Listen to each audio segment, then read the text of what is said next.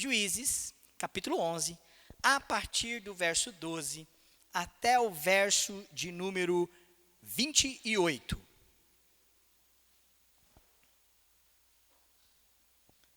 Diz assim a palavra do nosso Deus: Enviou Jefité mensageiros ao rei dos filhos de Amon, dizendo: Que há entre mim e ti, que viestes a mim a pelejar contra a minha terra? Respondeu o rei dos filhos de Amon aos mensageiros de Jefité: É porque subindo Israel do Egito, me tomou a terra desde Arnon até o Jaboque e ainda até o Jordão. Restitui-me agora pacificamente.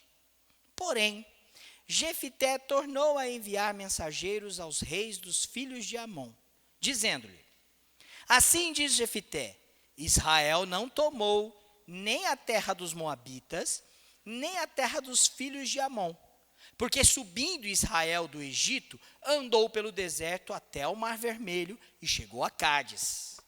Então Israel enviou mensageiros aos reis dos Edomitas, dizendo: Rogo-te que me deixes passar pela tua terra. Porém o rei dos Edomitas não lhe deu ouvidos. A mesma coisa mandou Israel pedir aos reis dos Moabitas, o qual também não lhe quis atender. E assim Israel ficou em Cádiz. Depois andou pelo deserto e rodeou a terra dos Edomitas e a terra dos Moabitas. E chegou ao oriente da terra destes e se acampou além do Arnon. Por isso não entrou no território dos Moabitas, porque Arnon é o limite deles. Mas Israel enviou mensageiros a Seom, rei dos amorreus, rei de Esbom, e disse-lhe: Deixa-nos, peço-te, passar pela tua terra até ao meu lugar. Porém Seom, não confiando em Israel, recusou deixá-lo passar pelo seu território. Pelo contrário, ajuntou todo o seu povo e se acampou em Jaza e pelejou contra Israel. O Senhor, Deus de Israel, entregou Seom e todo o seu povo nas mãos de Israel, que os feriu, e Israel desapossou os amorreus das terras que habitavam. Tomou posse de todo o território dos amorreus, desde Arnon até o Jaboque, desde o deserto até o Jordão. Assim, o Senhor, Deus de Israel, desapossou os amorreus ante o seu povo de Israel. E pretendes tu ser dono desta terra? Não é certo que aquilo que Quemos, teu Deus, te dá, consideras como tua possessão? Assim possuiremos nós o território de todos quanto o Senhor, o nosso Deus, expulsou de diante de nós. És tu melhor do que o filho de Zippor, Balaque, rei dos Moabitas? Porventura contendeu este em algum tempo com Israel ou pelejou alguma vez contra ele? Enquanto Israel habitou 300 anos em Esbom e nas suas vilas, e em Aroer e nas suas vilas, e em todas as cidades que estão ao longe de Arnor, por que vós, amonitas, não os recuperastes durante esse tempo? Não sou eu, portanto, quem pecou contra ti, porém tu fazes mal em pelejar contra mim. O Senhor, que é juiz, julgue hoje entre os filhos de Israel e os filhos de Amon. Porém, o rei dos filhos de Amon não deu ouvido à mensagem que Jefité lhe enviara. Até o verso de número 28. Vamos orar mais uma vez? Vou pedir para o nosso irmão diácono Lucas fazer essa oração, que o Senhor nos ilumine com o seu Espírito para compreendermos a palavra. Senhor Deus, estamos aqui nesse momento a cultuar seu santo nome, para ouvir um pouco mais a sua voz em nós.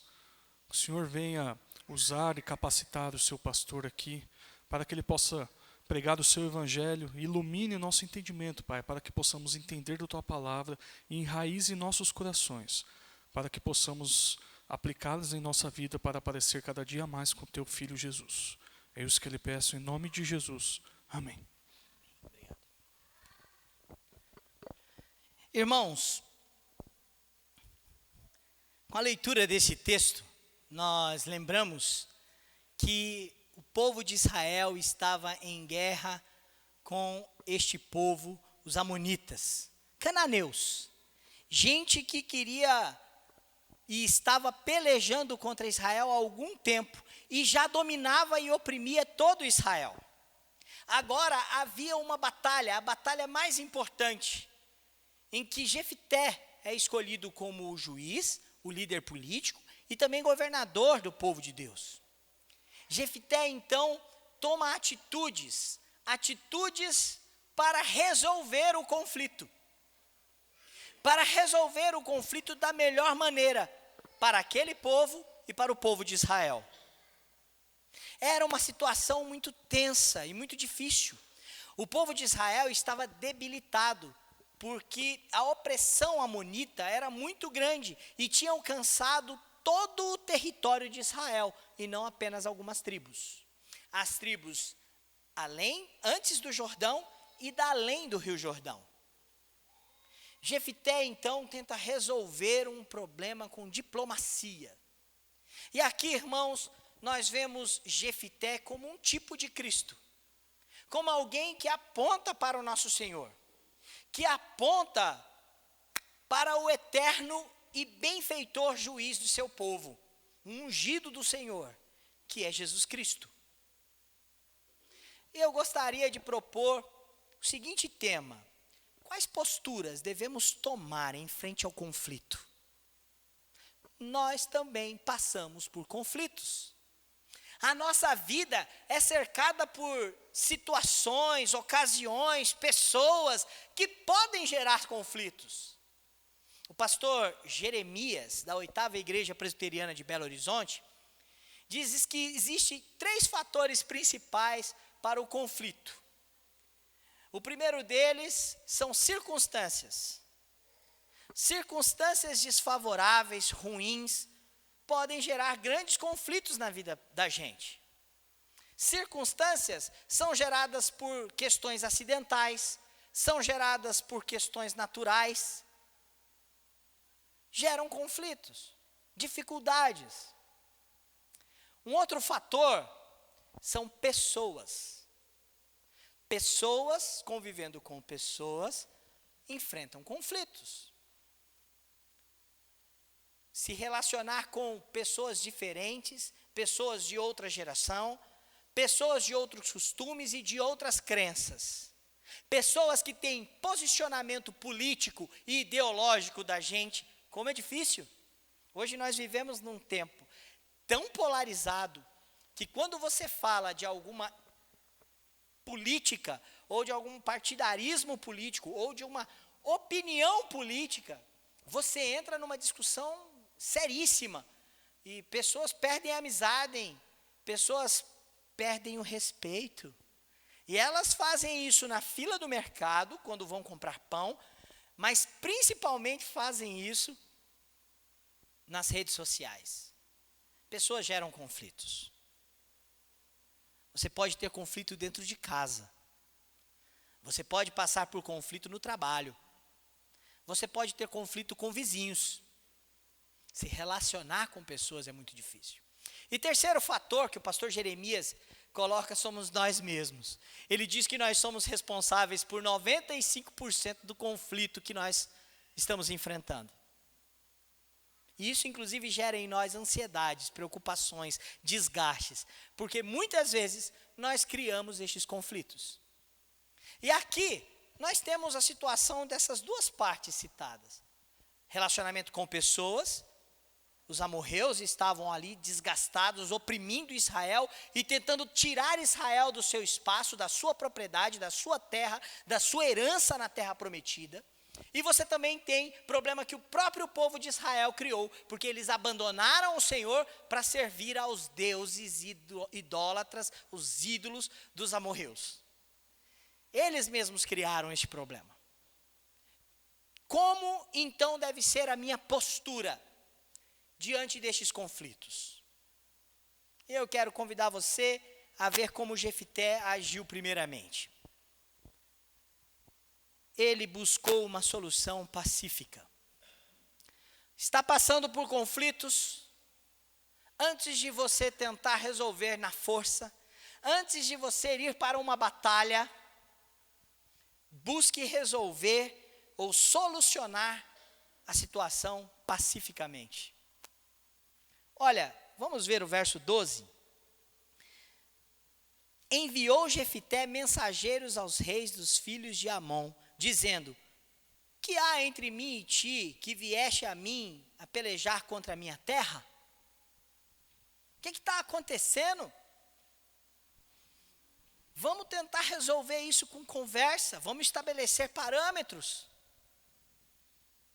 Ele mandou pessoas, diplomatas, mensageiros naquela terra para buscar uma solução pacífica.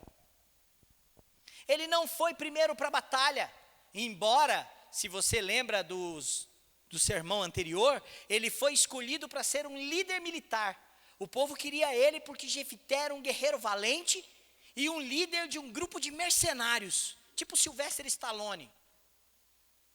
Tinha faca na caveira, tipo o Capitão Nascimento. E eu vou parar com os exemplos porque está piorando. Jefité era um homem valente, mas a primeira atitude dele não é a guerra, não é o conflito, não é a batalha. A primeira atitude dele é: vamos tentar resolver com diplomacia. No casamento da gente também é assim, irmãos. Se você colocar a faca no dente toda vez que tiver um conflito com a sua mulher, vai ser difícil. Com a sua esposa. Tem hora que você vai ter que ir para a diplomacia. A mesma coisa com o marido. Se você for para o conflito toda vez que você tiver um problema ou um impasse com o seu vizinho, você sempre vai gerar mais conflito. Veja bem, eu não estou dizendo que Jefité agiu como Gideão, um outro juiz, que usou da diplomacia bajuladora. Ele não fez isso. Ele usou recursos diplomáticos, foi atrás para um diálogo, uma atitude pacífica, do jeito certo. Quando lhe vem a resposta, no verso de número 13, o verso 14 em seguida diz que ele torna a enviar mensageiros aos amonitas, para responder, para dar uma resposta. Argumentos para evitar conflitos. Este, inclusive, é o contexto de toda essa perícope que nós acabamos de ler. Jefité está levantando argumentos para resolver um conflito. Busque uma solução pacífica para os conflitos da sua vida. Busque uma solução pacífica. Sabe por quê? Foi isso que Cristo fez por nós. Ele nos reconciliou no sangue da sua cruz. Nós fomos justificados e temos paz com Deus. Sabe por que Jesus é o príncipe da paz? Porque ele nos reconciliou com o Pai. Ele fez as pazes do homem caído e nos reconciliou com Deus. Eu quero convidar você para sim olhar para Cristo. E talvez essa é a frase que eu mais uso no meu sermão. Porque, irmãos, quando lemos a Bíblia, se não olharmos para Cristo para interpretá-la, nós cometemos erros fatais. Nós achamos que a solução pacífica pode vir de nós mesmos. Nós achamos que a solução pacífica é fruto de um coração bondoso nosso, e não é. O nosso coração é guerrilheiro. O nosso coração gosta de ter razão. Mas o exemplo que Cristo nos dá é que Ele nos reconciliou com o Pai. Busque soluções pacíficas. Você pode abrir a sua Bíblia em 2 Pedro, segunda carta de Pedro, no capítulo 2, no versículo 22 até o versículo 25. 2 Pedro, lá no Novo Testamento. Irmãos, eu acho que eu estou equivocado. É 1 Pedro.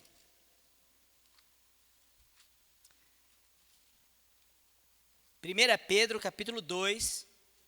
Eu anotei aqui errado e acabei induzindo vocês aí ao erro. É primeira carta de Pedro, capítulo 2, a partir do verso 22 até o verso de número 25. Diz assim: o qual não cometeu pecado, nem dolo algum se achou na sua boca. Pois ele, quando ultrajado, não revidava com o traje.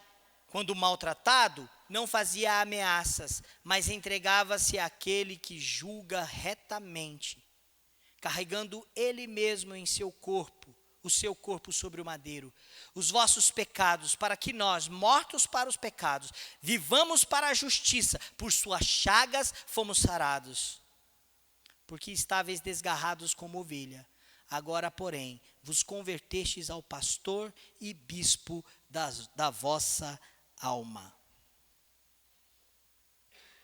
Pedro tem tanta consciência da obra que Cristo fez em nós, que ele mostra o quanto Cristo se entregou para nos reconciliar pacificamente com Deus. E essa deve ser uma busca do cristão. 1 Pedro capítulo 3, a partir do verso 8. Finalmente, sede todos de igual ânimo, compadecidos fraternalmente, amigos, misericordiosos, humildes, não pagando mal por mal, ou injúria por injúria, antes pelo contrário, bendizendo, pois, para isto mesmo fomos chamados, a fim de receberdes bênçãos por herança. Pois quem quer amar a vida e ver dias felizes, refreie a língua do mal, evite que os seus lábios falem dolosamente, aparta-se do que é mal, pratique o que é bom. Você pode ler comigo o final do verso 11. Busque a paz e empenhe-se por alcançá-la. Busque posições e soluções pacíficas.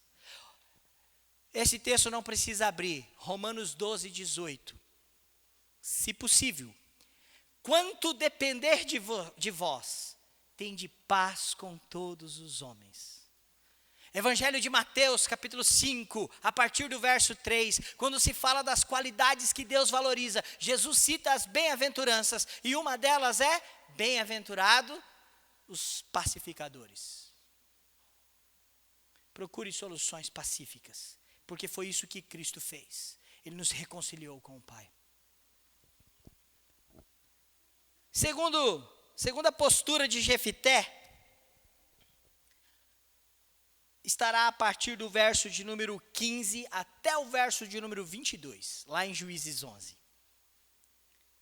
Jefité começa a fazer um relato da história, porque os filhos de Amon, os amonitas, acusam Israel de tomar a sua terra. E aí Jefité lembra da história da salvação. Para resolver conflitos, a minha postura deve ser confiar na história da salvação de Deus. Confie na obra salvadora, no decorrer da história. Parece que isso não tem a ver com conflito, mas para o povo de Israel e para a igreja tem muito a ver. Para o povo de Israel, no contexto de Juízes, ele começa a narrar o que aconteceu. Olha, não é bem assim. Na verdade, o que aconteceu foi isso. E ele vai lá para Números, capítulo 20, do verso 14 ao verso 21, nós não vamos ler, mas agora essa informação está correta. Números capítulo 20, onde o povo de Israel está saindo do deserto para ir para a terra prometida. Eles chegam em Cádiz, pede licença para alguns dos seus moradores que estão ali, e eles não dão. Ficam com medo daqueles exilados, daquele povo de escravo que saiu do Egito e que vai ter que atravessar por dentro das suas fronteiras, do seu país, como refugiados, atravessando os seus campos, as suas vinhas, as suas fontes de água, o seu gado. Estes povos ficam com medo e não deixam com que o povo de Israel passe. No mundo moderno, este quadro ainda não mudou. Existem forasteiros que tentam atravessar fronteiras de países, fugindo de conflitos, fugindo de guerras. E eles também muitas vezes são impedidos, mortos no mar, caçados, presos, morrendo de frio no deserto. O povo de Israel passou por isso, mas não entrou onde não deveria entrar. Quando contornou toda essa região do Arnon, eles então pediram permissão e não deixaram. E o povo a quem eles pediram, vieram em guerra contra eles. E só então eles lutaram e tomaram a terra.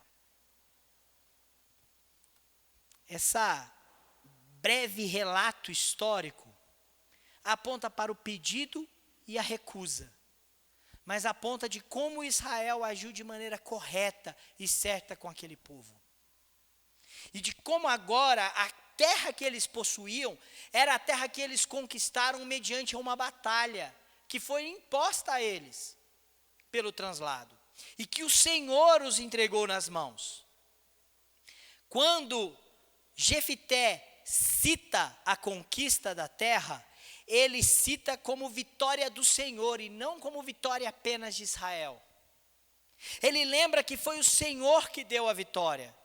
E para nós não lermos novamente do versículo 15 até o versículo de número 22, eu gostaria de ler o versículo 21 e 22. O Senhor, Deus de Israel, entregou Seom e todo o seu povo nas mãos de Israel, que os feriu, e Israel desapossou os amorreus, e não os amonitas. Nós tomamos essas terras dos amorreus, eles que vieram lutar contra nós. Os amonitas não estavam naquela região, não fazia parte do seu território, mas foi o Senhor que nos deu aquela terra. Essa terra é nossa porque o Senhor nos deu a vitória. Verso de número 22. Tomou posse de todo o território dos amorreus, desde Arnon, que é a divisa geográfica da terra dos amonitas, desde Arnon até Jaboque e desde o deserto até ao Jordão. Lembre da história. Esteja amparado naquilo que Deus já fez na sua vida, irmão. E naquilo que as Escrituras falam que Deus já fez por você. Quando em conflito, seja no casamento, seja por circunstâncias, seja por pessoas, seja por causa de você mesmo, lembre da história da nossa salvação. De como Deus intervém na história do seu povo, no Antigo Testamento e no Novo Testamento. E a história da nossa salvação está em Cristo. Lembre e reafirme em confiança na história da salvação. Não se desespere por causa das pessoas ou por causa de conflitos. Lembre-se que o mesmo Deus que agiu em teu favor, porque você pertence a Ele, agirá em meio a este conflito. Se ampare, confie na história de Deus com o seu povo, história de salvação. Jefité fez isso. Eu quero convidar você a fazer também. Você pode abrir em Colossenses capítulo 1. Colossenses capítulo 1. A partir do verso 13. Ele nos libertou do império das trevas e nos transportou para o reino do Filho do seu amor, no qual temos a redenção, a remissão dos pecados.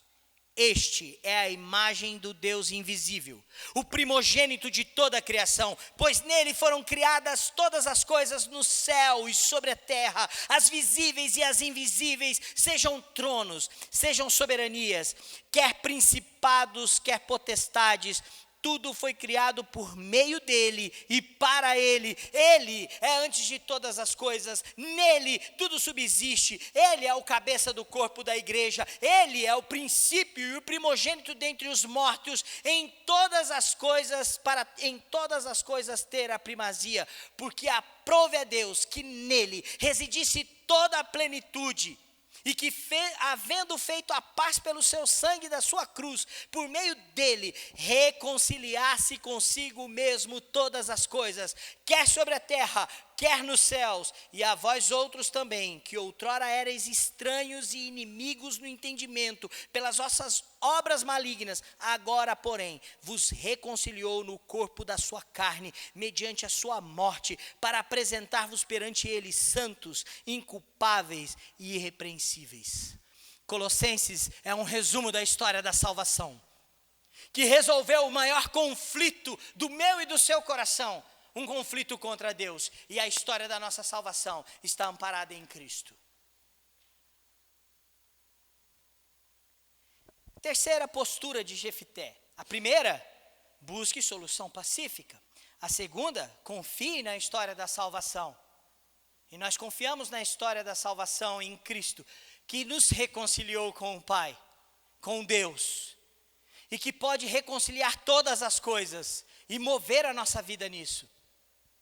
Em terceiro lugar, coloque a doutrina em prática. Vamos voltar para Juízes? A partir do verso 23, ele está fazendo um relato da história, agora ele vem com um pressuposto teológico. Ele vai usar um argumento teológico com os inimigos, com aqueles que ele tem conflito. Qual é o argumento? Verso de número 23. Assim o Senhor Deus de Israel desapossou os amorreus ante o seu povo de Israel. E pretendes tu ser dono desta terra? Não é certo que aquilo que Quemos, em algumas traduções da Bíblia está Camus, é uma divindade dos cananeus, é o Deus deles, um ídolo. Mas olha como ele vai usar um pressuposto teológico. E eu vou repetir de novo. Olha, foi o Senhor que nos deu esta terra. Por que vocês agora querem ela? E aí ele vai para o pressuposto teológico. Qual é o pressuposto teológico? Versículo 24. É certo que aquilo que Quemos, teu Deus, te dá, consideras como tua possessão? Assim possuiremos nós o território de todos quanto o Senhor nosso Deus expulsou diante de nós. Jefité cria na aliança. E a aliança dizia que o povo de Israel receberia por herança a terra prometida, a que pertencia a eles. O Senhor nos deu esta terra. Se o seu Deus tivesse te dado, não seria sua? Ele parte para pressupostos teológicos. E é interessante que não é uma ortodoxia sem verdade, como foi com Gideão. Gideão tinha uma ortodoxia religiosa, uma doutrina, uma verdade religiosa que dizia: Deus é quem reina e governa Israel, vocês não precisam de rei. Mas o que Gideão fez consigo e com o seu coração? No seu coração Gideão reinava. A doutrina era só proclamada, a verdade era dita, mas o seu coração agia como se a verdade não existisse. Com Jefité, não. Os pressupostos doutrinários e teológicos da fé de Jefité orientam o seu posicionamento. Essa terra é nossa, por direito de herança do nosso Deus. Foi o Senhor que nos deu. Deu lá no livro de Números, há 300 anos atrás. Se o Deus de vocês, Quemos, o tivesse dado, e tudo que ele diz que é de vocês, vocês não consideram seus, o Senhor nos deu. Você pode ter a impressão que Jefité é alguém que acredita em outros deuses. Ele só está citando e pregando a sua doutrina. Porque ele vai concluir. Ele vai dizer que o nosso Senhor e o seu Deus aplique a justiça para ver de quem é a terra. Elias fez algo parecido. Lembra quando Elias desafia os profetas de Baal? Clamem a Baal, orem por Baal. Quem sabe ele ouvirá e consumirá o sacrifício. Não que ele acreditasse em Baal, mas por confiar no Senhor, Deus de Israel. Elias toma aquela atitude de fé. Meu irmão e minha irmã, se você quer resolver os principais conflitos da sua vida, que podem ser gerados por circunstâncias, por pessoas ou por você mesmo, que é o que mais acontece conosco, coloque a doutrina bíblica em prática. que os pressupostos teológicos da nossa confissão de fé sejam colocados em prática. Sejam o que norteie a nossa vida. Porque os pressupostos teológicos, doutrinários e bíblicos da palavra do Senhor servem para nos orientar. Salmo 119, 105, lâmpada para os meus pés, luz para os meus caminhos. Está falando da lei do Senhor. Salmo 19, quando fala que a lei do Senhor é perfeita, ela restaura a alma, que é mais valiosa do que o ouro, mais doce do que o mel. No versículo de número 11 do Salmo 19, o salmista diz assim: por ela, pela lei, pela doutrina, pelos preceitos do Senhor, se admoesta o seu servo, em os guardar, existe uma grande recompensa. Salmo 19, 11. Por isso, irmãos, coloque a doutrina em prática. Que os seus pressupostos teológicos e confessionais sirvam para orientar e trazer posicionamentos na sua vida. As guerras eram vistas como uma batalha entre deuses. As guerras do mundo antigo sempre foram vistas assim. Porque cada povo tinha o seu Deus. Jefité não abre espaço para negociar o Deus de Israel, o verdadeiro e único Deus, sobre aquilo que ele prometera na aliança. Muitas vezes nós abrimos espaço para questionar a nossa fé. E temos uma doutrina que não serve para a prática. Uma doutrina que não serve para a prática é uma doutrina falsa. É uma doutrina que não pode ser colocada à prova. E não é isso que as Escrituras nos convidam a viver. Eu quero convidar você a ler comigo Romanos 15. Em Romanos 15, no versículo 4, 5 e 6, o apóstolo Paulo está escrevendo para a igreja de Roma e ele vai dizer assim, Romanos 15, versículo 4, pois tudo quanto outrora foi escrito, para o vosso ensino foi escrito, a fim de que pela paciência e pela consolação das Escrituras, tenhamos esperança. Ora, o Deus da paciência e da consolação vos conceda o mesmo sentir de uns para com os outros, segundo Cristo Jesus, para que concordentemente e a uma voz glorifiqueis a Deus e Pai de nosso Senhor Jesus Cristo. Tudo que outrora foi escrito para o nosso ensino e para nos fazer a viver uma vida plena que glorifique a Deus. Tudo que foi escrito para nos orientar, para ser colocado em prática. Tiago diz isso. Não sejais apenas ouvintes, mas sejais praticantes. Porque se vocês são só ouvintes, vocês estão enganando a si mesmos. Uma doutrina que não pode ser colocada em prática. É uma doutrina falha. Confie na doutrina bíblica do Senhor e a pratique. Quarto e último posicionamento. Vou lembrar os primeiros três. Busque uma solução pacífica. Confie na história da salvação. Coloque a doutrina na prática. Porque pressupostos teológicos são verdadeiros quando são aplicáveis numa vida de fé. E as doutrinas bíblicas correspondem a isso. Quarta postura de Jefité é: use argumentos de sabedoria. Vamos voltar para Juízes 11. No versículo de número 25 a 27,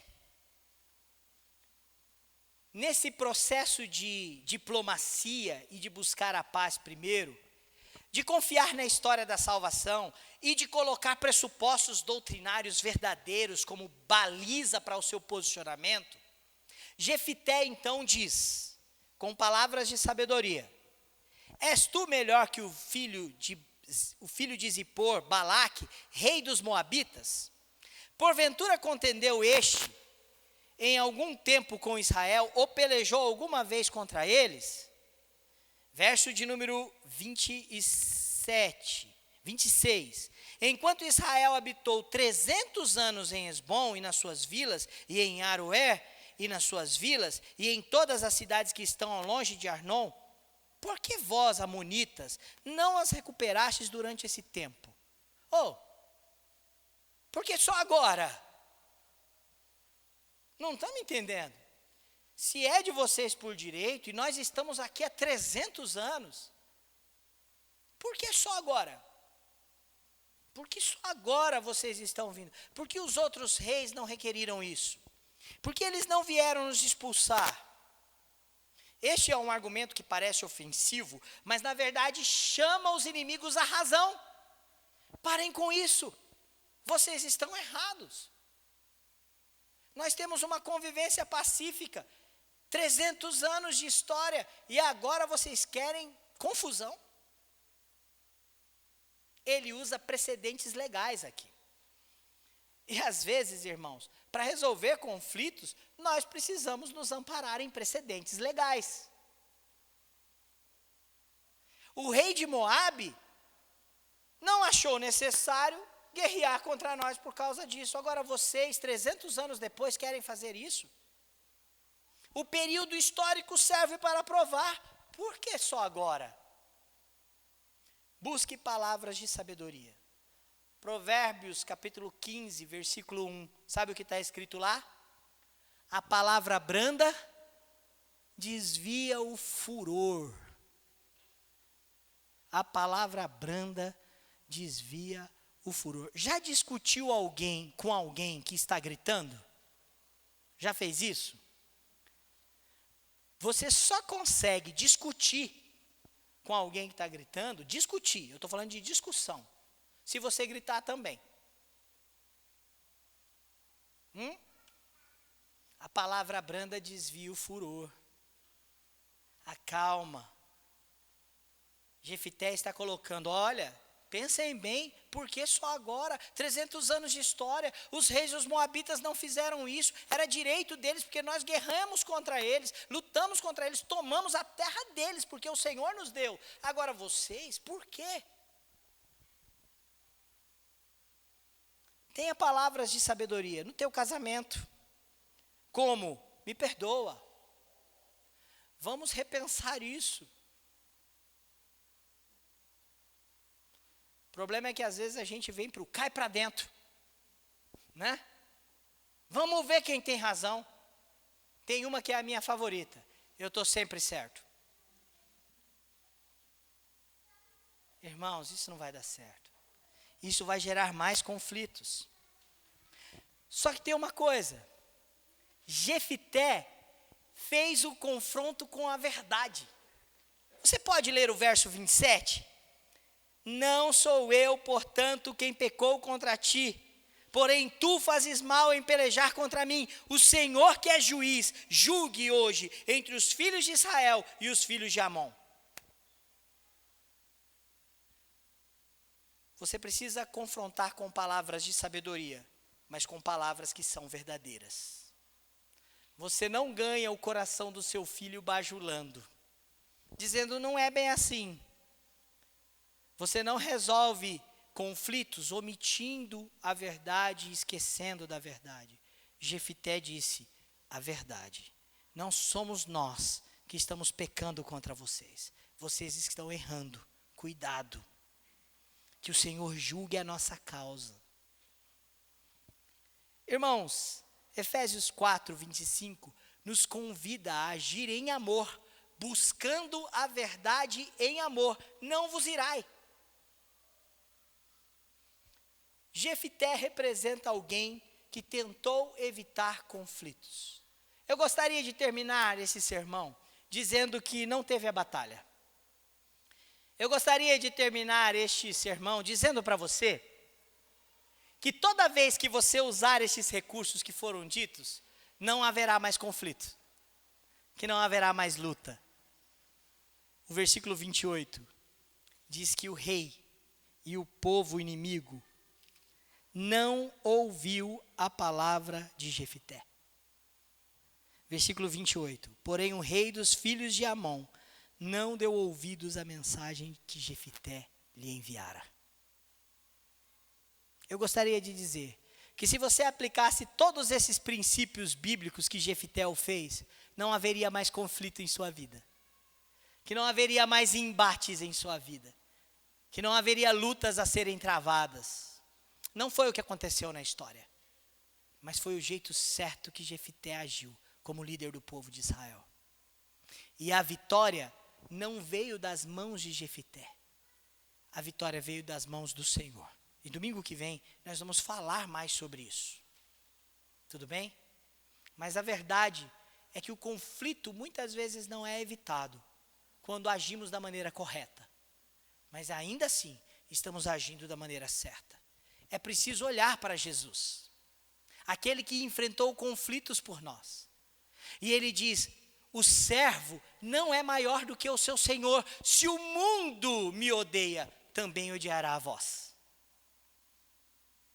O chamado de Jesus é para um conflito, sim, que termina na cruz. E ele nos convida para ir também para esta cruz. O mundo o odiou, nós também seremos odiados. Mas vamos agir como ele agiu, da maneira correta. Eu gostaria de dizer que se você agir certo todas as vezes com estes princípios, você não terá embates. Não posso dizer isso. Na verdade, o que eu posso te dizer é que este é o caminho mais difícil. É o caminho estreito, do qual o próprio Senhor Jesus diz. É a porta apertada. Mas é o melhor caminho. Vale a pena percorrê-lo. Porque a vitória não depende de nós. Ela foi conquistada em Cristo. Nós já a temos. Vamos orar? Senhor, enfrentamos tantos conflitos e somos gratos, ó Pai, porque o principal deles já foi vencido na história da nossa salvação, pelo nosso Senhor que nos reconciliou com o Pai, contigo, ó Deus.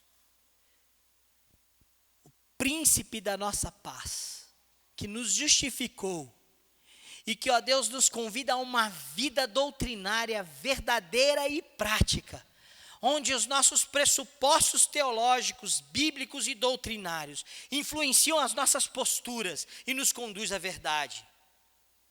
Ensina-nos a fazer isso de maneira sábia. Mova-nos, ó Deus, nos conflitos em que a igreja está envolvida, por causa da glória do teu nome. Ó Deus, conduz e dê ousadia à igreja a, no meio destes conflitos, agir de maneira correta e sábia. Também na nossa vida pessoal, Senhor, que ao decorrer destes conflitos sejamos orientados por aquilo que é verdadeiro em Cristo Jesus. E que a nossa salvação em Cristo conduza a maneira como resolvemos estes conflitos. E ainda assim, ó Deus, quando no meio deles a batalha não puder ser evitada, como no caso de Juízes, que nós confiemos na tua vitória, na vitória que o Senhor sempre dá ao seu povo, porque agimos da maneira correta, diante de ti e diante do nosso Senhor. Em nome de Jesus, nosso eterno juiz. Amém. Olá pessoal, espero que vocês tenham gostado do nosso vídeo e se você deseja continuar acompanhando as exposições bíblicas do sermão da nossa igreja, se inscreva no canal, toque o sininho para você receber as notificações dos novos vídeos. Eu te peço mais uma coisa, ajude-nos a compartilhar esse ministério nas redes sociais para os seus amigos e para as pessoas que você deseja alcançar com essa palavra. Que Deus te abençoe muito e obrigado.